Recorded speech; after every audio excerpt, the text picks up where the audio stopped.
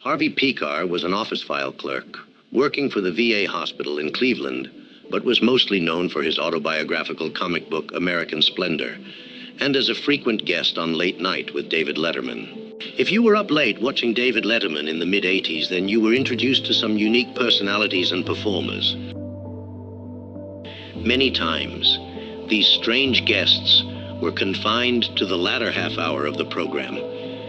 You see, long ago on broadcast television, most of the weird and the unusual happenings were marginalized, exiled to the daytime, possibly on Sunday mornings, cable access, or late night. Nothing that had the potential to go off the rails found its way into prime time. Back in the day, if you enjoyed watching misfits, impromptu stunts, or anything out of the ordinary, you stayed clear of network TV. David Letterman had a different approach than his counterpart, stalwart Johnny Carson. He had sort of an anti-talk show, sarcastic and irreverent. He had on people like comic book author Harvey Pekar. Pekar brought the unexpected to the late night show. And for a brief period, Letterman found it novel to have him on. Pekar got started writing comics in 1972, showing his ideas to a couple of underground comic artists, which included friend Robert Crumb.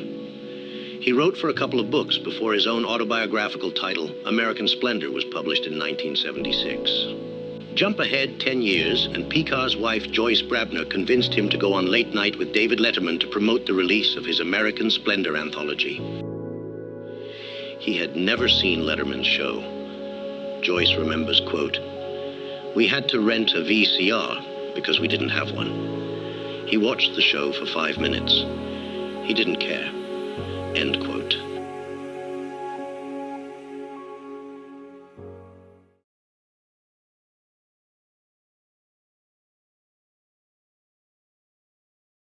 Be familiar with your work, what it is you do here exactly. You have comic books about you in your daily life in Cleveland. That's right. And are they embellished at all, or is it pretty much factual? It's all true, David. All true. Yeah, and how long have you been doing this?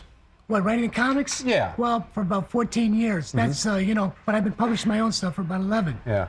And you also have a regular job in Cleveland working at a hospital. That's right. Yeah. That's right. Now, it seems to me that you're... Aiding the sick, yes. Aiding the sick. Well, that's certainly noble work. Thank you. Yeah. Thank you. But it seems to me, Harvey, that you have a very successful career here. This is being published by a major publishing company, Doubleday. That's right. And why do you maintain the day job? To make a living. I don't make a living as a writer. Yeah. I've been writing for many years, David. Maybe more years than you've been alive. You know, and yeah, I know that my youthful appearance belies, you know, my actual age. Yeah. But I've been around for a long time. But I have a feeling, though, if you wanted to, you could probably get by on what you make selling your work, because I know people are after you to write other things, and you're publishing this anthology. What do you mean? Who? What people? What people? What are you talking about? Well, I know that. Get that stuff? I know that you.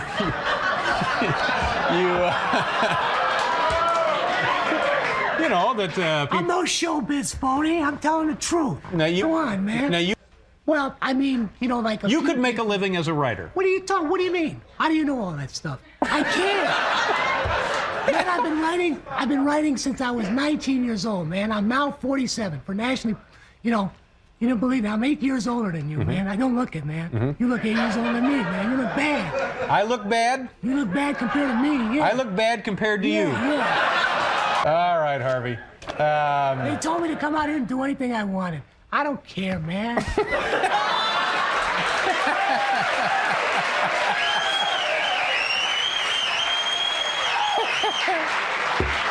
You know, that's the same thing NBC tells me every night. Yeah. But I feel pretty much the same way you do. We're both making a living. That's all right. We're all both doing all right. We're doing all right. All right, now, Harvey, let me ask you something. Will you come back and talk with us again sometime, or is this it for you? Yeah, I'll come back if you pay for my plane fare, my hotel room. Should I tell them how much I make on this thing? Yeah. No, well, sure. Tell them how much you make. I make $100 on this thing. You're making more than $100 What are you on talking about? What are you Harvey's making $100? How did we get Harvey for $100? Oh, because you're pushing Hey, Jelly Roll Wood. Hey, come here, man. No, that's it. Come here. It's $100. It's $100, but you also get a chance to advertise your doll, which We'll goes see for... how it moves. We'll see how it moves. Okay. We'll be right back. Harvey was asked back 5 more times to late night. Pekar was not the meekest of guests, and his combativeness would start to get on Letterman's last nerve. You could sense the animosity successively increasing between the two over the years. And in August of 1988, Pekar would have his final appearance before being banned for another 5 years.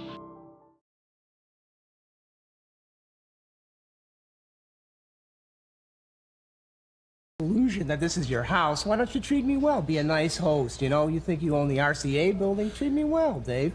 Anyway, I'm serious. I wanted to ask you why, when I started to talk about Is GE Harvey's that night- nurse in the green room? Dave, come on. It may be time for the medication. See if it isn't time. You're a cop-out, man. Now, wait a minute. I want to ask you, man, why Well, let me show you something. tried Watch to... this. Watch wait, this, Harvey. Wait a minute.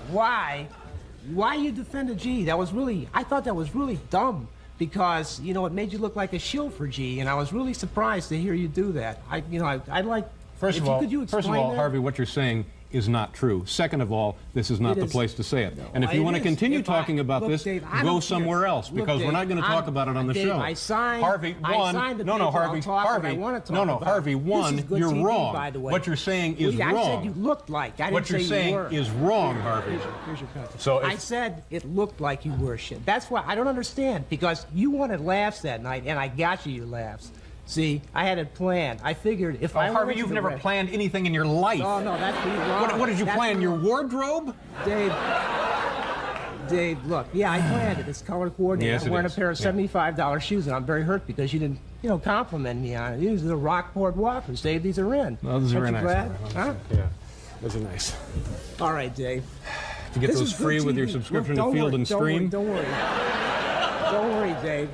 I won't come back unless you really ask me. No, you're not coming back at Yeah, all, that's Harvey, all right. because I we've don't given care. we've given you many chances to come on this Oh. show and talk about things that we thought would be Dave, of I was general a- interest to I people, was a and file also clerk. to promote your little Mickey Mouse magazine here, Dave, your little newsletter, your little clubhouse Dave, fun and because rainy you day fun for complimented boys me and many girls, your little times weekly about that, reader deal Dave. here. Dave, you and you've complimented- blown every single chance Dave, you've had, you Harvey. ripped me. Every That is single crazy. chance. So You're what? not coming Dave, back. I was a file clerk You're a before I dork, knew you. Harvey. Relax. I was a file clerk. I was a file clerk before I knew you. I'll be a file clerk after. And you're now- fully a dork. I'd like to God. apologize to You Cleveland now. dorks and- There will never be another Harvey Pekar or David Letterman. They were a product of their time. What made this pairing interesting was the volley back and forth. The mania of the unhinged outsider always looking in, and the professional insider wanting to peek outside just for a bit.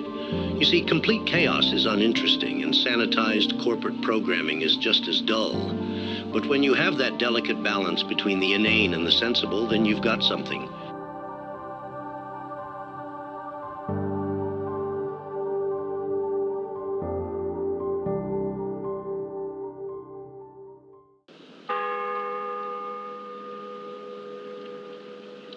Don't forget to like and subscribe so you never miss a new video.